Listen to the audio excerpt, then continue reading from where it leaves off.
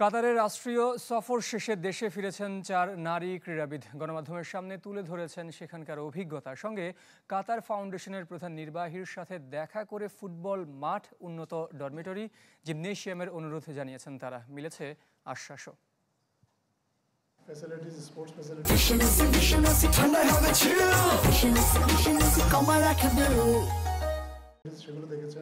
ভোরে কাতার থেকে ফিরে বিকেলে ফরেন সার্ভিস একাডেমিতে ৪ নারী ক্রীড়াবিদ। প্রথমবারের মতো প্রধান উপদেষ্টার সাথে রাষ্ট্রীয় সফর সঙ্গী হয়েছিলেন তারা। গণমাধ্যমের সামনে তুলে ধরেছেন নতুন অভিজ্ঞতা।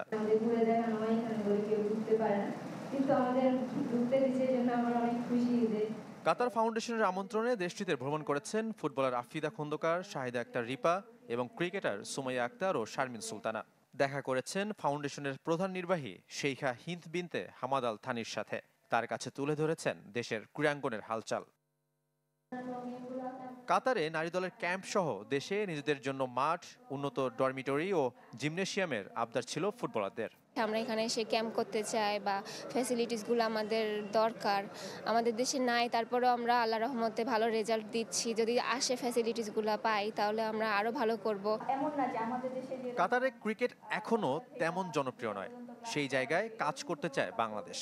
পাশাপাশি চাওয়া ছিল তাদের রিহ্যাব সেন্টারের পরিষেবা। ক্রিকেট অতটা উন্নত না, তবে আমাদের মূল যে বিষয়টা ছিল সেটা হচ্ছে ইনজুরি রিহ্যাবের যে ফ্যাসিলিটি, ওই ফ্যাসিলিটি যেন আমরা ভালোভাবে পাই। ক্রিকেটটা ফ্রি টাইমে সবাই খেলে, কিন্তু ওইভাবে এখনো হাইলাইট হয় নাই। কিন্তু ওনার কথা থেকে যেটা মনে হয়েছে খুব তাড়াতাড়ি হাইলাইট হবে, আর ওনারা এই দেশে সফর দিবে, আমরা এই দেশে সফর দেব। এখানেই শেষ দেখছে না অন্তর্বর্তী সরকার। যে যাত্রা শুরু হয়েছে তা অব্যাহত রাখার পাশাপাশি ক্রীড়াঙ্গনে সুযোগ সুবিধা বৃদ্ধির প্রতিশ্রুতি মিলেছে প্রধান উপদেষ্টার প্রেস উইং থেকে। সম্মেলন উদ্বোধনী অনুষ্ঠানে বিশেষভাবে মাননীয় প্রধান উপদেষ্টা আমাদের খেলোয়াড়দেরকে পরিচয় করিয়ে দিয়েছেন। এই পরিচয় করিয়ে দেওয়াটা একটা সবচেয়ে বড় কারণ হচ্ছে যে সবাইকে এই বার্তাটা দেওয়া, আমরা যে তাদেরকে কেয়ার করি, তাদের বিষয়টা নিয়ে আমরা ভাবি।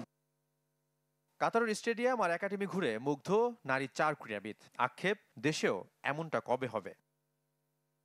শাফাত মিদুল, চ্যানেল 24, ঢাকা।